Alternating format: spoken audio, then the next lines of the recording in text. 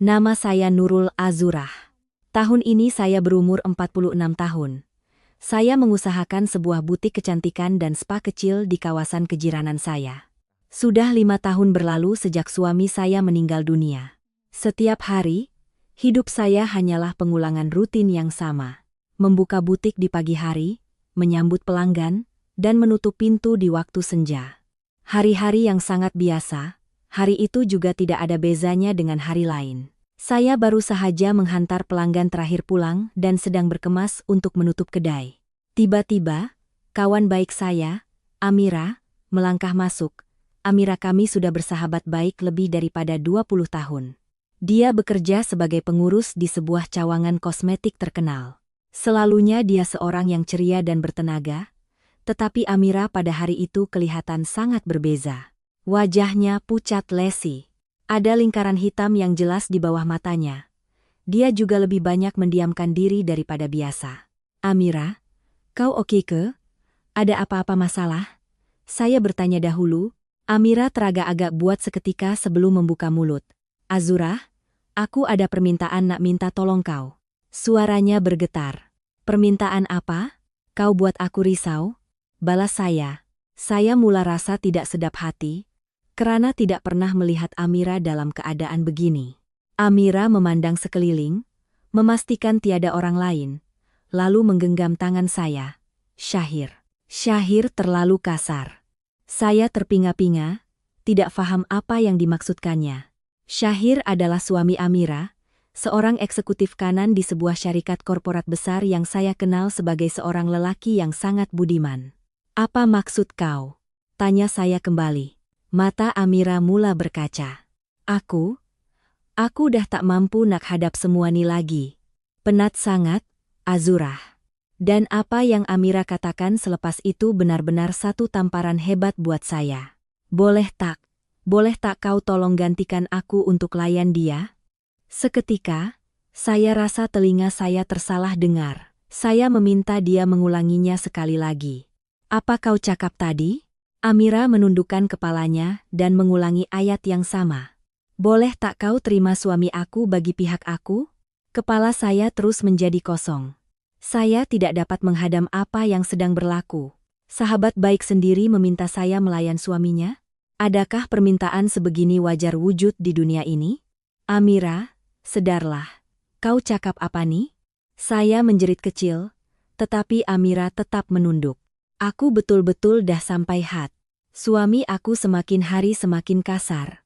Aku tak mampu nak tanggung sorang-sorang. Saya bangun dari kerusi. Ini pelik. Sangat pelik. Amira, kau waras ke tak ni?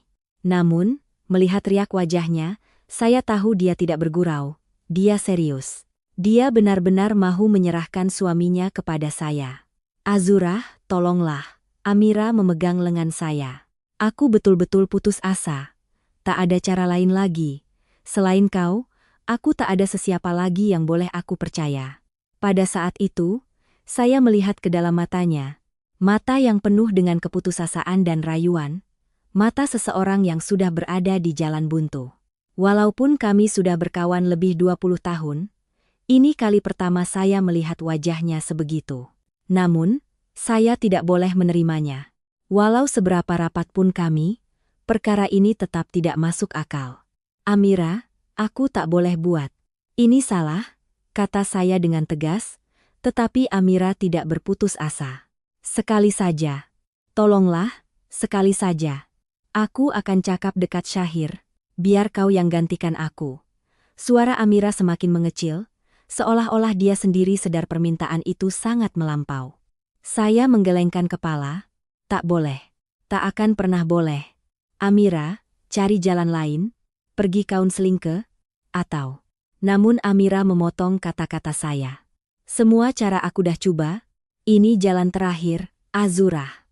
Amira tiba-tiba melutut di depan saya. Dia benar-benar melutut dan merayu. Tolonglah aku. Melihat keadaannya begitu, hati saya luluh. Kawan yang sudah dikenali berpuluh tahun sanggup merendahkan diri sehingga begitu sekali, apa sebenarnya yang telah berlaku? Adakah Syahir benar-benar lelaki yang sebegitu teruk? Amira, bangun. Jangan macam ni. Saya membantunya bangun. Air mata Amira mengalir deras. Betul memang tak ada jalan lain lagi? Amira menggeleng. Tak ada, Azurah. Aku dah rasa nak menyerah kalah, tapi aku tak boleh. Suami aku buat aku gila. Saat itu, tanpa sadar saya memeluk Amira. Saya dapat merasakan bahunya menggigil hebat. Keadaannya memang sangat mendesak. Walaupun begitu, permintaan ini masih terlalu berat untuk saya terima. Amira, bagi aku masa. Aku kena pikir dulu. Akhirnya, hanya itu yang mampu saya katakan. Saya tidak sanggup menolaknya secara total karena dia kelihatan sangat hancur. Malam itu, saya tidak dapat melelapkan mata. Wajah sayu Amira terus menghantui pikiran saya. Tetapi pada masa yang sama, saya sadar ini satu kegilaan. Bagaimana mungkin saya boleh menerima suami kawan baik saya sendiri? 4 hari berlalu selepas kejadian itu.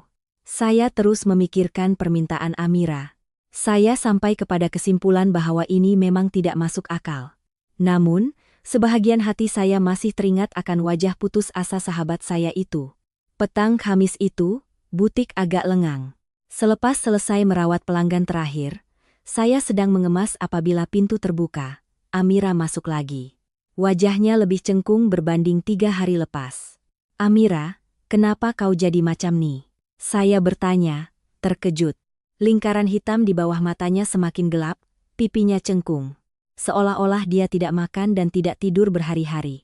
Azurah. Amira memulakan bicara dengan suara terketar-ketar. Aku dah betul-betul di hujung tanduk. Malam tadi pun sangat perit. Tiba-tiba ada bunyi dari ruang menunggu. Saya terlupa. Puan Fatimah masih ada di sana. Dia pelanggan tetap saya yang datang untuk membuat temu janji minggu depan. Amira. Kejap. Saya menjeling ke ruang menunggu. Puan Fatimah sedang membelek majalah. Saya membawa Amira masuk lebih dalam ke kawasan rawatan. Namun Amira sudah mula menangis. Azurah. Tolonglah aku. Aku tak kuat sorang-sorang. Amira. Bertenang.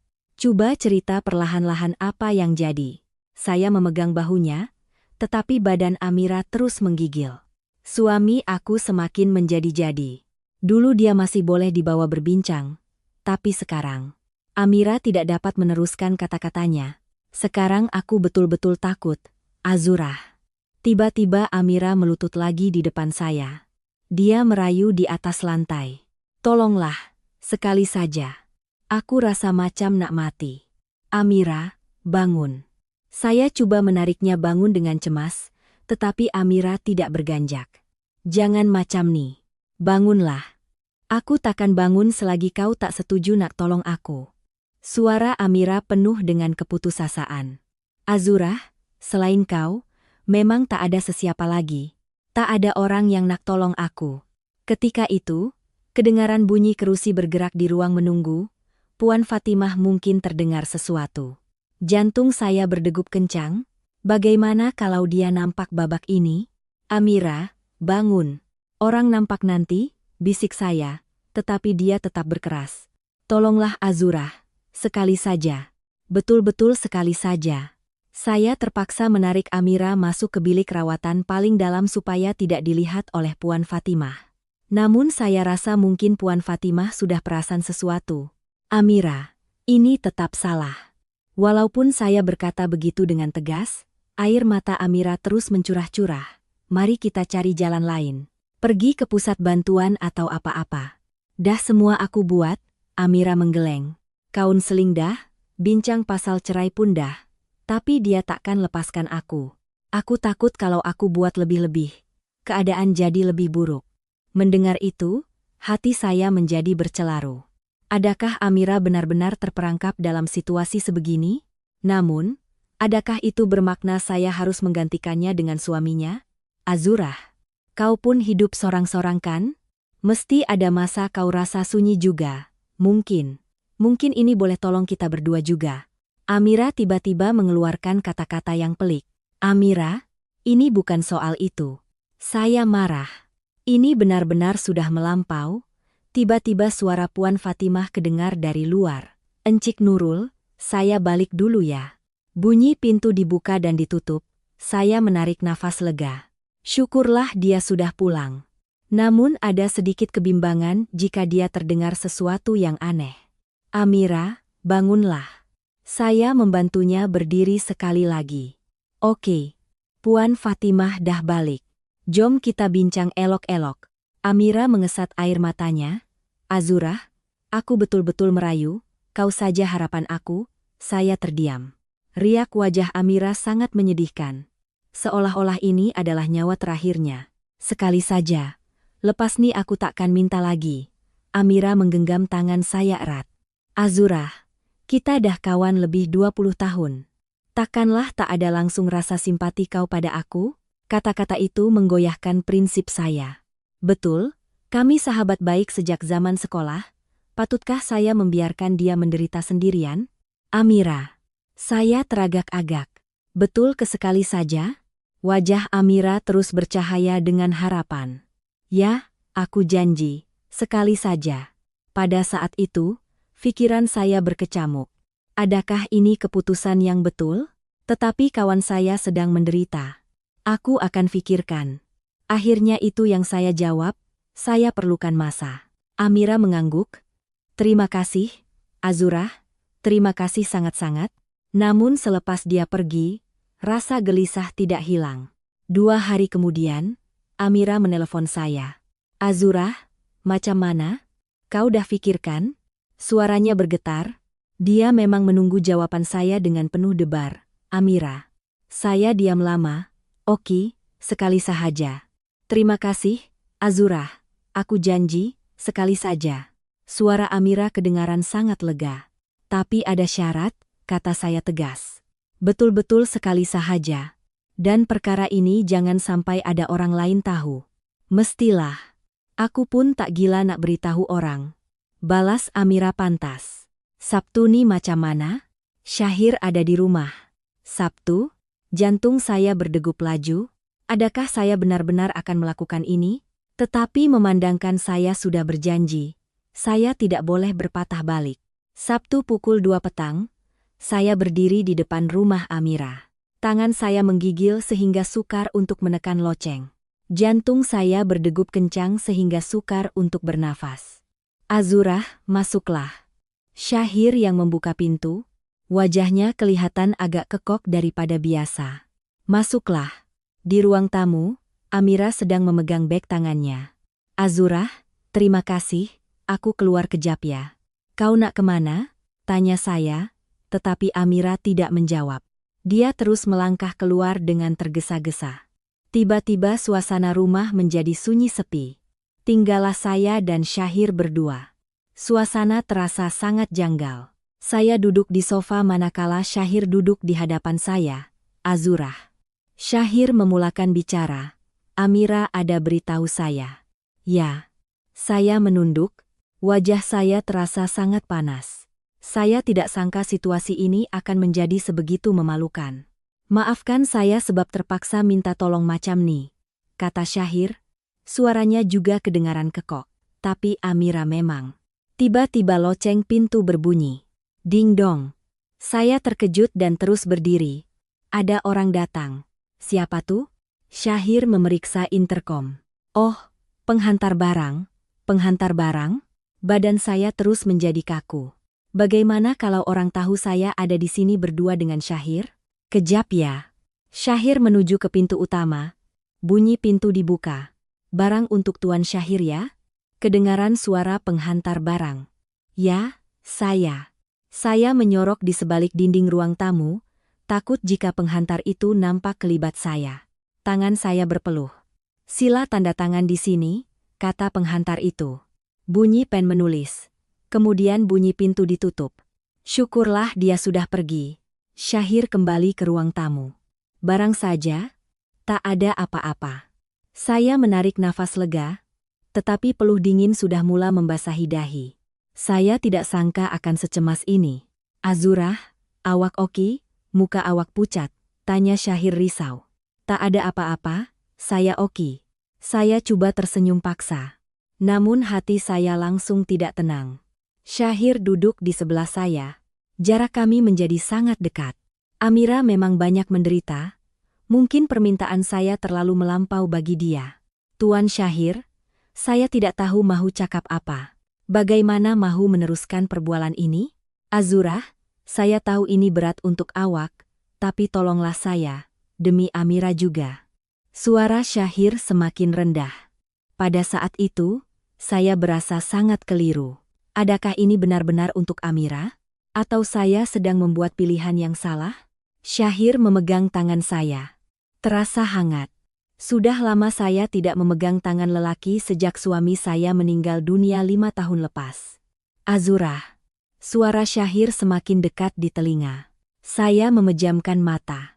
Walaupun saya tidak pasti ini betul atau salah, saya sudah pun berada di sini. Saya ada janji dengan Amira. Dan akhirnya, saya melangkaui garisan yang tidak sepatutnya. Saya bersama dengan suami kawan baik saya sendiri. Pada saat itu, pikiran saya menjadi kosong. Saya tertanya-tanya adakah ini benar-benar realiti. Saya tidak pasti berapa lama masa berlalu. Apabila saya sadar, Syahir sedang mandi dan saya duduk sendirian di ruang tamu. Adakah ini benar-benar berlaku?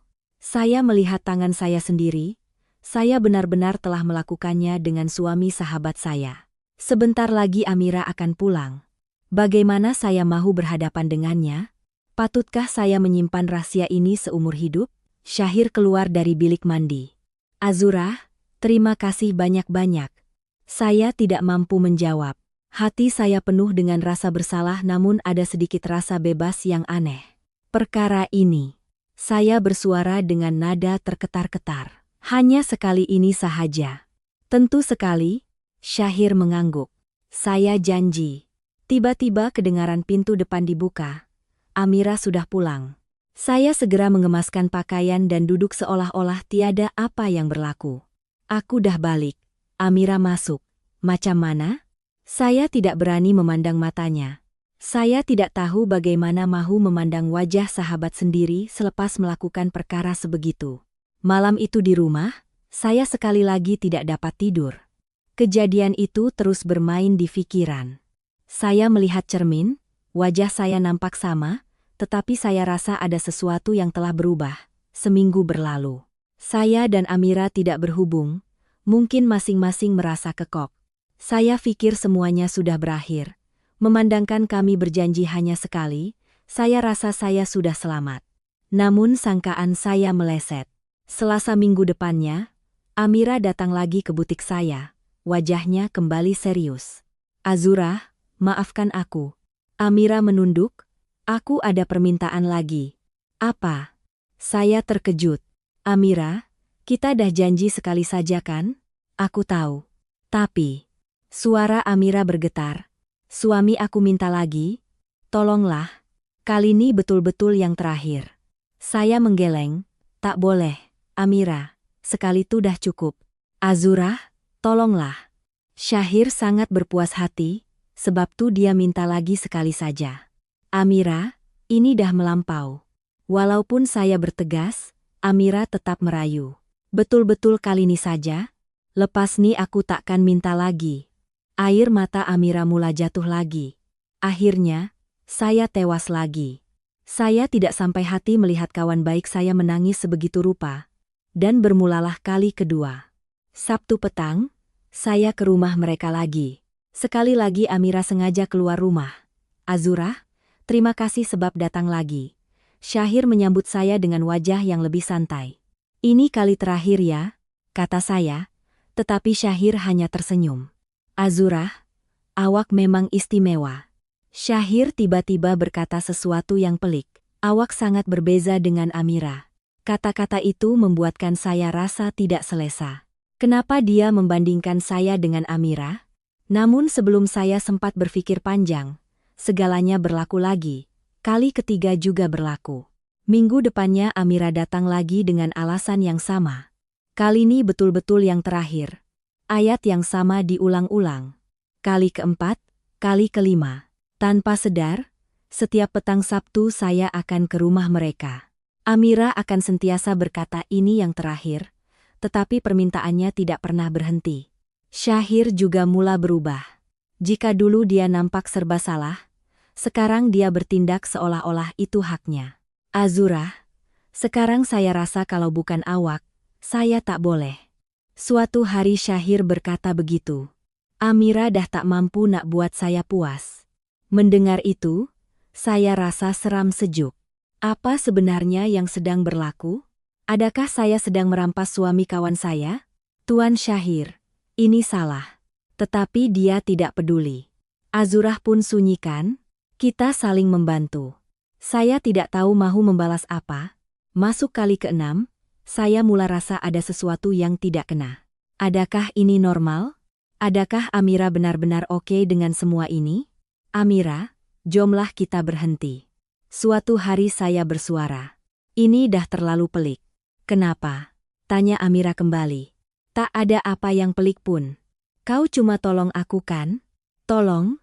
Amira, ini suami kau tahu. Tapi kalau suami aku puas, aku pun senang hati. Jawaban Amira sangat mengejutkan saya. Lagipun kau pun suka kan? Saya terkedu. Sampai hati Amira cakap begitu. Kali ke-7, kali ke-8. Masa berlalu, dan saya rasa mahu melarikan diri daripada situasi ini. Tetapi Amira terus merayu dan Syahir pula semakin obses. Azurah, saya dah tak perlukan Amira. Suatu hari Syahir memberikan kenyataan yang mengejutkan. Saya cuma perlukan awak. Apa maksud tuan? Saya terkejut. Saya serius, saya nak terus bersama awak. Pandangan mata Syahir nampak berbeza. Ada sesuatu yang berbahaya. Sejak itu, saya mula rasa takut. Keadaan ini sudah mula hilang kawalan. Amira, kita kena berhenti sekarang. Saya merayu kepada Amira. Segalanya dah jadi makin pelik. Cakap apa nih? Apa nih? Amira buat-buat tidak faham. Teruskan sajalah, tak boleh. Aku dah tak sanggup, kata saya tegas. Namun malam itu Amira menelepon saya. Azurah, tolonglah sekali lagi. Suami aku asyik sebut nama kau. Saya mahu menolak. Saya betul-betul mahu berhenti. Amira, aku. Tolonglah Azurah. Kalau kau tak ada, aku nak buat macam mana? Suara Amira kedengaran sangat terdesak. Sekali lagi, saya rasa lemah. Bagaimana saya mahu menolak permintaan kawan baik sendiri? Yalah, akhirnya saya mengalah lagi. Selepas meletakkan telepon, saya melihat cermin. Di sana ada seorang wanita yang saya sendiri tidak kenal. Sejak bila saya jadi begini, setiap Sabtu rutin yang sama berulang. Setiap kali saya coba keluar, rayuan Amira akan menarik saya kembali. Saya seolah-olah terperangkap dalam jerat. Kali ke-9, kali ke-10, saya sudah berhenti mengira. Setiap Sabtu, kaki saya secara otomatik akan melangkah ke rumah mereka. Azurah memang hebat, kata Syahir suatu hari. Saya tak pernah jumpa wanita yang begitu berkorban sebegini. Berkorban, perkataan itu terasa janggal. Adakah ini pengorbanan? Atau sekadar satu kesilapan? Batasan antara menolong kawan dan terjerumus ke lembah maksiat semakin kabur. Saya tidak tahu sama ada ini untuk Amira atau saya sendiri yang sudah sesat jalan. Namun saya sudah terlalu jauh untuk berpatah balik. Sabtu ke-11 tiba. Saya sudah mula terbiasa dengan keadaan ini. Atau mungkin saya hanya mahu memujuk diri sendiri bahwa saya sudah biasa. Ia sudah menjadi sebahagian daripada hidup saya. Hari itu semuanya nampak seperti biasa. Amira keluar rumah dan saya tinggal berdua dengan Syahir. Namun saya perasan Syahir nampak lebih gelisah daripada biasa. Tuan Syahir, ada masalah ke? Saya bertanya. Tak ada apa-apa, jawabnya pantas, tetapi suaranya bergetar. Tiba-tiba telepon Syahir berbunyi tanda ada mesej masuk. Syahir tergesa-gesa memeriksa teleponnya dan wajahnya terus berubah menjadi kaku. Siapa tuh? Saya bertanya sekadar berbasa-basi. Oh, hal pejabat saja. Syahir coba berdalih, tetapi riak wajahnya sangat mencurigakan. Apabila Syahir ke bilik air, dia tertinggal teleponnya di atas meja. Selalunya dia akan membawa telepon itu kemana-mana sahaja. Saya pada mulanya tidak mahu ambil tahu, tetapi rasa ingin tahu mengatasi segalanya. Skrin teleponnya menyala dan ada mesej yang kelihatan. Saya mengambil telepon itu dengan tangan terketar-ketar. Kalau Tuan tolak, saya akan bocorkan rahasiani dekat syarikat. Message apa ini? Siapa yang mengugut Syahir? Apabila saya melihat nama penghantar, saya terpaku. Safia. Safia ialah pekerja di butik kosmetik Amira. Saya membaca perbualan sebelum itu dan saya sangat terkejut. Tuan, saya kena jumpa Tuan minggu ini juga ke? Kalau Tuan tak nak, saya akan beritahu semua orang. Tolonglah berhenti buat saya macam nih. Saya penat. Apa maksud semua ini? Apa hubungan Safia dengan Syahir? Dan yang lebih mengejutkan ialah balasan Syahir. Azurah pun buat benda yang sama. Kau bukan seorang saja. Diamlah. Kalau rahasia ini bocor, kau pun akan musnah. Tangan saya menggigil hebat. Nama saya disebut? Syahir memberitahu Safia tentang saya? Saya terus membaca dan mendapati sesuatu yang lebih mengerikan. Amira tak tahu ketuan jumpa saya? Mestilah tak tahu. Amira tuh bodoh. Dia tak tahu apa-apa. Safia dan Azurah, dua-dua aku punya. Saya hampir menjatuhkan telepon itu. Adakah Safia juga berada dalam situasi yang sama dengan saya? Saya membaca lebih banyak message dan mendapati Syahir menggunakan kuasanya untuk mengugut Safia di pejabat. Kalau kau tinggal seorang cut office, masuk bilik aku. Kalau tak, aku pecat kau. Keluarga kau pun akan tahu. Safia pula merayu dengan penuh kesedihan. Tolonglah Tuan, saya tak nak buat semua nih. Janganlah libatkan keluarga saya. Saya rasa nak pitam. Adakah ini reality? Saya ingat saya membantu Amira. Tetapi rupa-rupanya saya hanyalah salah seorang daripada mangsa Syahir. Bunyi air ditarik di bilik air kedengaran. Syahir akan keluar. Saya segera meletakkan telepon itu kembali ke tempat asal. Azurah buat apa tuh? Tanya Syahir sebaik keluar. Tak ada apa-apa, jawab saya. Coba berlagak tenang walaupun hati saya sangat hancur. Syahir memeriksa teleponnya dan menjeling saya tajam. Awak ada tengok message ke? Tak ada. Saya berbohong. Tetapi Syahir nampak curiga. Betul? Ya, betul. Saya menjawab senormal mungkin. Hari itu selepas pulang ke rumah, message-message itu terus bermain di pikiran. Safia juga senasib dengan saya. Malah keadaannya mungkin lebih teruk karena dia diugut di tempat kerja. Jadi saya ini apa?